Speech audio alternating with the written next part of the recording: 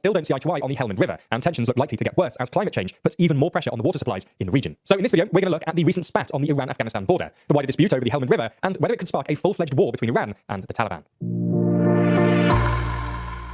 So let's start with what happened over the weekend. On Saturday, a shootout occurred between Iranian and Taliban forces at the Sasili checkpoint, which sits a few miles north of the Afghanistan city of Zaranj. No one knows precise figures, but at least 2 Iranian soldiers were killed, and both sides accused the other of shooting first. In response, the Iranian army deployed heavy weapons, including tanks and armoured vehicles, on the border, and closed the Zaranj-Delaram highway, which runs from Zaranj to the Iranian city of Zabul. The Zaranj-Delaram highway, also known as the Route 606, was built by India in 2009, and is one of Afghanistan's busiest roads, providing an important trade route for both Iran and Afghanistan. Anyway, the immediate trigger for the shootout is unclear. The Taliban and Iran don't get on generally, for 2 main reasons. First, the Taliban are mostly Sunni Pashtun, while Iran is majority Shiite, and the Taliban don't treat Shiite and other minorities particularly well. Second, Iran prefers politically stable neighbours, not least because there's already a latent separatist movement in the Iranian province of Balochistan, which is home to some 2 million ethnic Baluch. This is why in the 90s, before the US intervened, Iran actively supported the Northern Alliance, an anti-Taliban resistance group that controlled parts of northern Afghanistan. Relations deteriorated sharply in 1998 after Taliban forces executed Iranian diplomats in the Iranian consulate in Marazi Sharif, and Iran even supported the US-backed Afghan government during the intervention, which is pretty amazing when you consider how much Iran hates the US. Unsurprisingly, relations have been tense since the Taliban took over, and this is the 3rd border skirmish between the 2 sides since the Taliban took over. However, the most recent point of tension, which probably contributed to the recent violence, is the Helmand River. Essentially, the Helmand River is a large river that runs down from the Hindu Kush mountains of Afghanistan into Iran's southeast, especially the province of Sistan and Baluchistan. The province depends on the Helmand not just for its sustenance, but also its economy, which is mainly agricultural. The first became an issue in the 50s, when Afghanistan, then one of the more prosperous countries in the region, started developing hydroelectric dams on the river. Iran got anxious that these dams would mean reduced flows into Sistan and Balochistan, and in March 1973, the 2 sides signed the Afghan-Iranian Helmand River Water Treaty, which basically guaranteed Iran roughly 10% of the Helmand's flow each year. This treaty has always been contentious, both because it's vaguely worded, and because only a few months after it was signed, the Afghan monarchy was deposed via a military coup. It looked like things were going to get better in the 2010s when the US-backed government restarted negotiations, but the return of the Taliban has scuppered any chance of progress.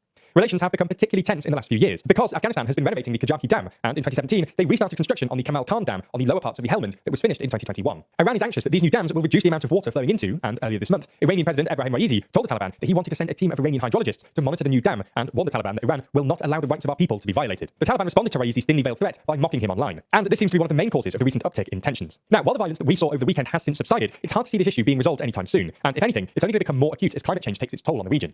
This is because both countries have become increasingly reliant on the Helmand as other sources of water have disappeared, and the Helmand itself carries less water than before. Annual precipitation in the region is about 50% lower than it was 40 years ago, and the Hamoon wetlands, which used to supply most of the region with water, have basically dried up. In 1975, the Hamoon wetlands spanned a few thousand square kilometres, but a combination of mismanagement and a 30-year drought have sucked it completely dry. The disappearance of the wetlands has also exacerbated sandstorms in the region, because none of the sand is picked up by the water, which is why Zabul has the dirtiest air in the entire world, according to the WHO's 2016 data. This has left people in the region increasingly reliant on the Helmand as basically their only reliable source of water, but the Helmand's flow has also declined sharply in the last few decades, and is now about 10% of what it used to be. While Afghanistan has other sources of water available, Iran is now facing an acute water shortage. Thanks to climate change, rainfall has been declining, and temperatures have been rising in the past few decades, and a third of Iran's population now suffers from water shortages. The problem has become particularly acute in the past few years, and in 2021, farmers in the Iranian province of Khuzestan took to the streets to protest the water shortage in the region, and government policies redirecting water from Iran's poorer southern provinces to its wealthier central ones. So you get the idea. While this weekend's violence has apparently subsided, climate change means that tensions are likely to escalate in the future, and further violence looks, if not likely, then at least possible. Ultimately, we'll have to wait and see what happens next in this story, but honestly, it seems like there's a breaking news story every hour. So how do I stay up to date? Well, I could just read one source, but then I run the risk of falling into an echo chamber.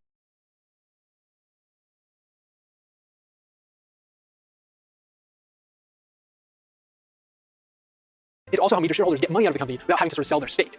Imagine you founded a company, and now it's making a profit of $100 million a year. Well, your salary may only be $100,000 a year, but you still hold 10% of the company in stock. And so, let's say you get the company to pay out a dividend of $10 million to shareholders. Well, of that, you now get to keep $1 million. There's a lot more complexities here, but that's a super short version.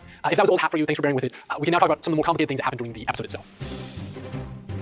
Okay, so let's talk about what Blunt did with the Army Ventures in the first episode and why it would certainly be illegal today, because lots of people asked about that. Basically, it's insider trading. Insider trading is when someone with knowledge not available to the public uses that knowledge in order to make a profit off the market. The problem with insider trading is that if you allow it, all of us who are not insiders would get killed in the market, discouraging investment and thus sort of defeating the point of the market in the first place. You'll hear people argue about insider trading, but I don't want to get into it. But that's the reason that most countries have laws against it. And a number of people wanted to know how Blunt could just make the stock rise and how it could just keep rising when he was issuing more shares. Well, this whole thing's insane. But because stock payment prices are based solely on what you can sell the stock for, not on any intrinsic worth of the stock itself, he could raise the stock through hype. In that time especially, people expected dividends from their stock. And so they'd buy stock based on what they thought the potential profitability of the company was. So for example, they figured that if a company was going to make enough to pay out $50 a share in dividends each year, then those shares had to be worth at least, say, $150 because you could hold on to it for a few years, collect the dividends, and still sell them when you needed to, hopefully at a higher price because the company is even more profitable by the time you sell them. So if Blunt could keep convincing people that the Southeast company was going to be making more and more and more money, he could keep getting stock to rise. And as people saw it rise, they thought, this is high, I better get it now. I better get it before it gets even more expensive. And so they rushed to join in, pushing the price higher, which is sort of how a bubble happens. And then on top of that, Blunt did all sorts of tricky things, like lending people money to buy his stock. So they'd only have to pay $100 to set the stock price at $500 because the South Sea company would front them the rest of the money, and stock price is whatever was last sold at, so it's now $500 stock. So how about all that new stock he kept issuing? How come that doesn't deflate the price? And this is a great question. This is one of those sort of things you have to wrestle with stocks, or really with any commodity on an open market. But let's say I have 5 beans, and I only have 5 beans, but people really want these beans. These are good beans. And I was selling worse for 100 beans. Well, I go back to my garden, and I grab 10 more beans. I could sell them at the same price I was selling them at previously, but since I know I have 100 people eagerly excited to buy these beans, I can now actually come back to them and say, beans are back in stock, but I've only got 10, so they go to the highest bidder. The price goes up.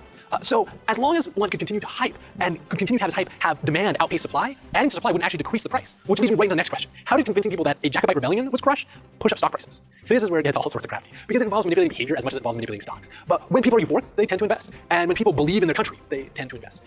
And actually, whenever instability decreases, it means that companies face less risk, and so it's a better idea to invest. I.e., a civil war raging through the country would probably be bad for business. And so even savvy investors in this case are more likely to invest. Oh, this is one of my favorites. So did the South Sea Company actually ever do any trading or make any money in the South Seas? So trading, yes. Money, no. The story is great, except for the fact that it involves a lot of slavery, but here's the deal. The first attempt at trading in the South Seas was trading slaves to Jamaica. They filled up their ships, went to Jamaica, and the authorities there promptly told them they didn't believe their papers saying they had the right to trade there, so they kind of wandered around for a while until they sold their slaves at a loss. They tried again with slaves, but basically didn't figure out import duties and taxes, so lost money again. Then, despite everyone and their mother telling them no one wanted wool in Cartagena, they loaded up their ships with good old English wool and set sail. Then their ships basically sat with wool rotting in their holds for several years outside of Cartagena. Oh, things I had to cut from the episode. I had to cut Blunt's nemesis, John Law. This is a plot we didn't have time for, but this is the guy who basically invented using paper money. Like Blunt, his name is also totally fabulous because he spent most of his life running from the law. And so he ended up in France, where he tried to use finance to make the country a better place. Of course, he turned it into a police state with horrible midnight executions, but in the end, at least he was trying. His success, though, at using innovative finance to revitalize France was at least in part why people were so eager to let Blunt run wild. And it's part of why I love this period. There's all this stuff about modern finance that we just believe, that we take for granted, that's really being invented here. It always blows my mind to be reminded that for the majority of human history, people would look at you as crazy if you tried to tell them that they should take paper in exchange for valuable goods and services. Even if you promised that that paper was redeemable for something, which ours is not.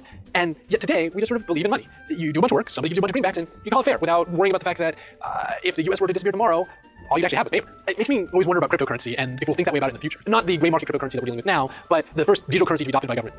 Probably Switzerland. And that's what's so cool about this period. There's so many parallels to today and so many things to think about. Oh, and I had to cut reading Robert Knight's letter to Parliament, which he delivered to them just before he booked it for France. I'm not going to read the whole thing, but it is just too good not to read most of it. So, get this. This is what Robert Knight sent to Parliament. This is what Parliament woke up on their Monday morning to find on their desk. I write this document from a true sense of obligation I am under to make up my accounts with the company and pay them their full demands. And though self-preservation has obliged me to withdraw myself from the resentment against the directors and myself, yet I am not conscious to myself of having done any one thing that I can reproach myself for, so far as it relates to the honest and sincere intention and the zeal for the company. But I can and do charge myself for a great many indiscretions, and am, besides the concern I must be under for leaving my own friends and family, very sensibly touched with what you are likely to suffer on this account. And it will be the more, I am afraid, from your want of unanimity, which I heartily recommend to you in the future, and I am sure wish you as well as you wish yourselves. And I'm going to skip the next bit because this middle part is basically him telling them that they can keep whatever they find in his work desk. And telling them that if a bunch of rascally clerks come asking for their money, that he lost them, not to pay them because they probably were never going to pay the full amount for their shares anyway. And then we have this last bit. I have taken with me but little more than a sufficiency to maintain myself, and the effects left will more than answer for all deficiencies. I have bought no land in trust for me, nor have I ever conveyed or settled any part of that I formerly or have lately bought. It remains to answer any demands of me from the company and the legislature. I have withdrawn myself only to avoid the weight of the inquiry, which I found too heavy for me, and I am sensible that it would have been impossible for me to have avoided the appearance and the charge of prevarication and perjury, not from my own intention to do so, but from the largeness and extent of the inquiry, and the nature and largeness of the transactions. I am sure I am a good deal concerned to add to your present difficulties, though I must say I have deserved better usage than I've had from the court this last week. But I say this without any resentment, otherwise than that it has been an additional weight that I had before me. Can you even handle it? He's all like, I found your parliamentary inquiry into how I sunk the national economy and made millions of dollars doing so, a little stressful, so I'm gonna go. Oh, and you can keep whatever you find on my desk though. I'm just gonna take a little bit of money with me. It's so good. I don't know why he wrote this, it's brilliant. But alright, now I can finally get to the last bit. I ended up having cut a lot about Walpole. He really does deserve his own series. He pretty much invented what it means to be Prime Minister in England, and to this day he holds the record for longest serving Prime Minister in English history. But this means our It Was Walpole moment keeps happening in England for the next 20 years. So instead of talking about what I got out of researching this episode, here's a few choice Walpole moments before we go. So first one, Walpole liked his spies. During one of the Jacobite uprisings, one of his Jacobite informants came to him, and in the middle of telling him this information, the man suddenly stands up and says, "Why don't I kill you right now?" Because he was a Jacobite, right? And Walpole was fighting the Jacobites. But Walpole just looks at him and says, "Because I am a younger man and a stronger." And the man just sits back down and continues informing on the Jacobites. And this one is actually my favorite. One morning, Walpole's arch rival walks into his office to let him know that he was going to charge him in the House of Commons the next day with basically corruption and all this stuff, because it was the 18th century, and that was just a polite thing to do in those days. And Walpole responds by quoting Horace, and basically saying, I have a clear conscience. I do not pale before any charges. But he says it wrong. And this is hilarious for two reasons. One, because Walpole was not known to be a great reader. This was probably the only passage of Horace he had memorized, and of course it's the one thing he'd memorized. It's a passage about denying guilt. I just imagine him sitting there as he's looking over it thinking, I know I'm going to get to use this one someday. And second, he said it in Latin, and he watches the Latin, and the other guy calls him out on it. So here are two arch rivals, one of whom has just told the other that he's going to charge him with high crimes in the State House the next day. Two men who control the most powerful nation on earth. And here they're good-naturedly debating the quality of Walpole's Latin.